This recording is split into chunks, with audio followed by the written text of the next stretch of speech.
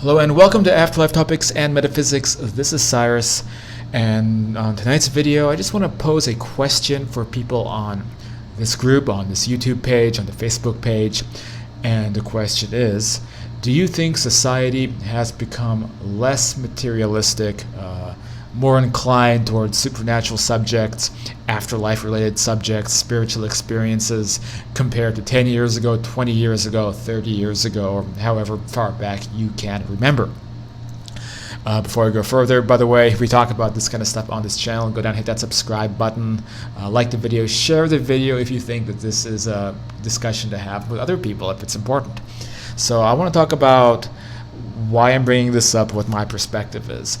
I have a little bit of a theory, which is that things have gotten better in this regard, but I might just be looking at things through rose-colored glasses. I'm not quite so sure.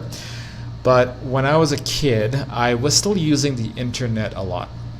But it was the early internet, so we had early social media, which was America Online, which in some ways, in my opinion, was superior to Facebook, because at least you had big message board discussion forums via Usenet or news groups. Then you had access to, of course, many chat rooms, and it was all usually on a slow 56K dial-up connection, which you had to sound like there was two robots murdering each other to connect to the internet, and wow, you guys remember what that sound is, right?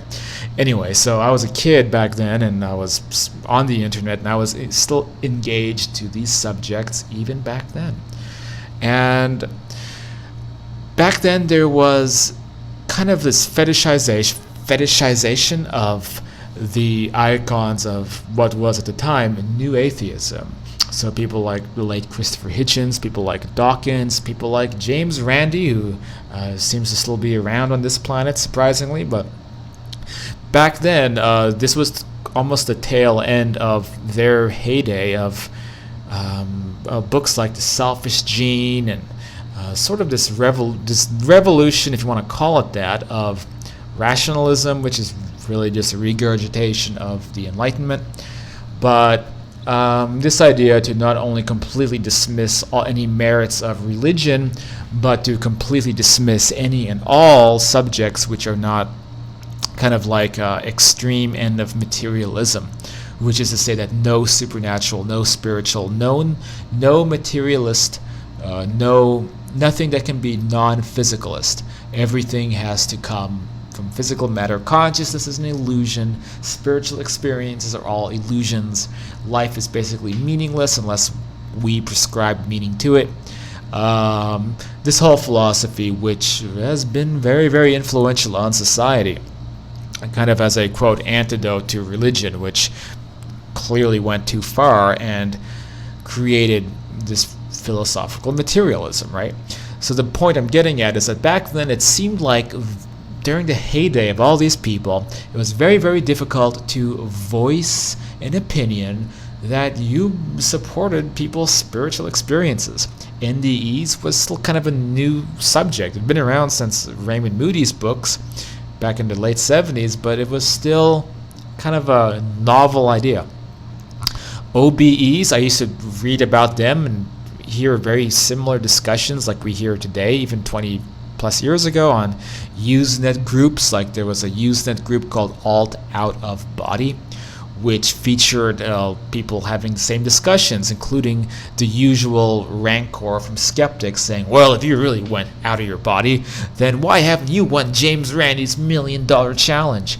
And even back then, that argument was cliche and tiring and ridiculous, and people still have that argument that they're doing even today, which is kind of sad, because I don't even think that $1 million challenge still exists. But the point is that the new atheist, materialist, cynical debater was so prominent back then that it was really difficult to get ideas out there to penetrate beyond that point. Now, in 2020, it would seem like that group, that subculture, that kind of, I like to call it a cult, there's still around and seemingly have all this power because they control Wikipedia.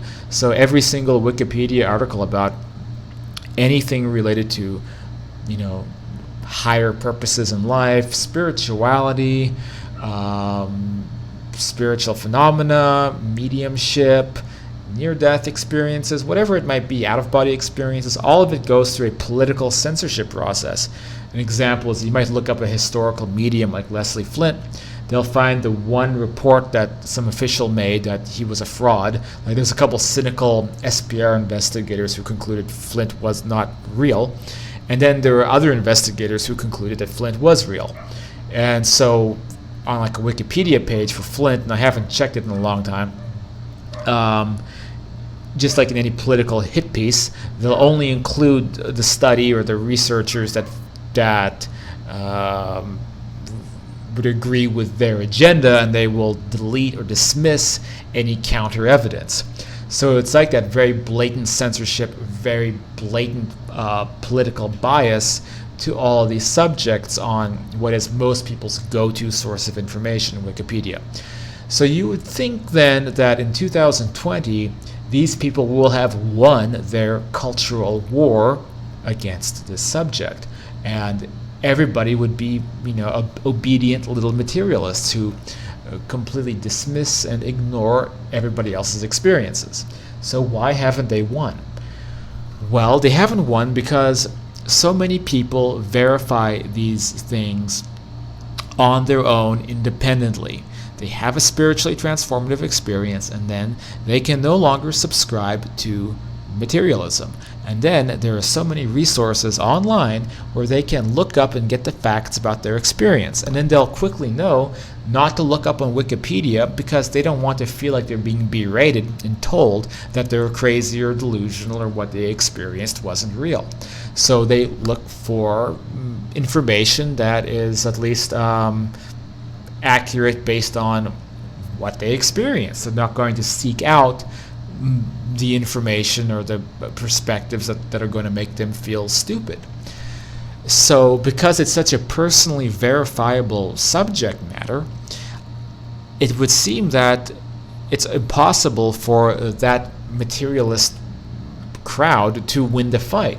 Like they can't win that cultural war because they're combating the truth. And there was this proverb, I think it was this Chinese proverb, that two things seldom remain hidden for long. One is the rising of the sun, and the other is the truth.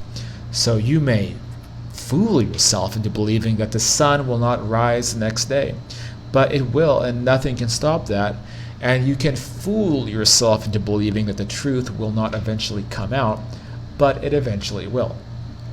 So the way this translates into the world now, 20 plus years later, is that it seems like it's easier to engage in this topic with people. I'm talking about like on a 95 to 5% ratio, people are positive about these subjects. And I mean like in real life, people hear about what I do, like I've made an effort to make a career out of this work because it's one of the things that I care the most about in my life is getting knowledge about this out there to people. So let's say during my days working a day job back in Los Angeles or whatever it might be, having a social life, people might hear about me and they'll be like, oh, Cyrus wrote a book called Understanding Life After blah blah blah. And maybe once in a long while somebody will react cynically, be like, oh yeah, that's not really my thing. They'll kind of dismiss it, like they'll approach me like, oh, you wrote a book, and they're like, what's the book about? And I explain it, and they're like, yeah, that's not my thing. But the majority of people want to learn about it, and they want to tell me their experiences that they've had. And I mean like again, like 95% of people. And I've only had a couple experiences where people maybe fit that kind of like cynical, materialist, whatever philosophy. And they ask me about my work, and then I tell them, and then they're like, no, I don't even go there. It's BS. I don't want to hear about it. But again, most people, they want to hear about it. They're curious about it, and they want to engage the subject. On the internet, once in a long while we'll get those dogmatic materialist atheist types of people who will come along and regurgitate these same failed premises and failed arguments about how XYZ subject is wrong, and then I will usually engage them and usually pummel their arguments into the ground with a titanium hammer, because I've been doing that online for God knows how long, and I usually have the studies, the facts, the data, and the just philosophical arguments to really sock it to people who want to debate along those terms. I'm always happy to do that. I do debate those guys when they pop up sometimes on the forum, but the number of people who pop up like that, it's pretty small. Most of the debates or arguments or whatever it may be with people comes out of the spectrum of people having different interpretations or agendas to the given information. So somebody comes along with a kind of religious perspective. I get a lot of the people telling me I'm going to burn in hell. Or you get people coming along with like a different new agey perspective, which seems heavily motivated by somebody else's agenda and not the facts, which is the stuff that we debate and talk about on this channel a lot. But again, it's not the same situation as like a materialist skeptic. So these are people who have already accepted the non-materialist premise of reality, and just the debates and the fights are more about the different interpretations of that, and less so trying to get past that hurdle of whether it's real or not. It seems like on the internet, especially compared to when I was a kid, just a lot more people have already gone past that hurdle, and they're like, well, yeah, of course the non-materialist stuff is real, or of course I had this clairvoyant experience that time, or of course just research remote viewing and you can verify that this stuff is real. Then the issue is, how do you interpret that information?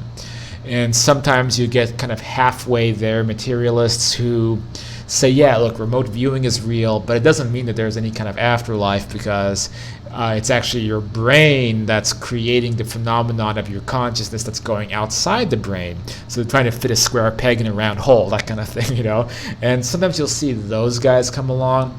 But in terms of the old school materialist atheist, like I just don't see those guys around with nearly as much force. I do think that this is going out of style. And there's obviously those clubs, there's groups of people who are going to be like this still on different corners of the internet.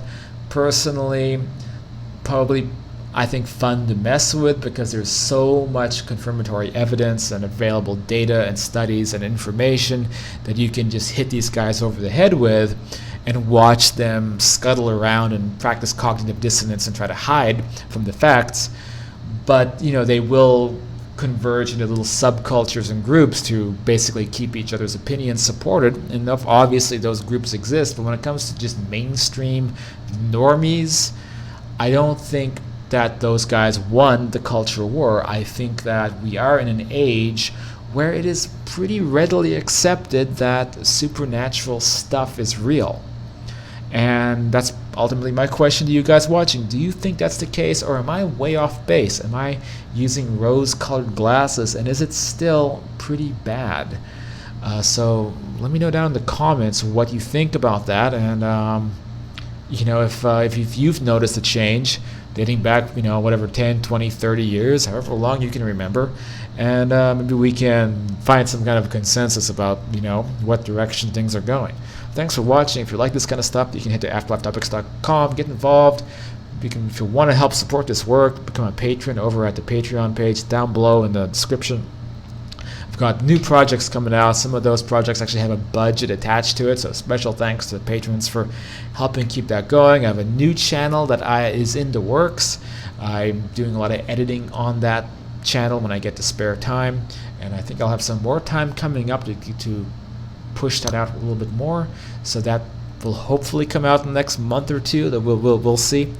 I do have, I think, time to work on that stuff as I stay trapped in this little apartment here in a strange city out in the Philippines under complete lockdown.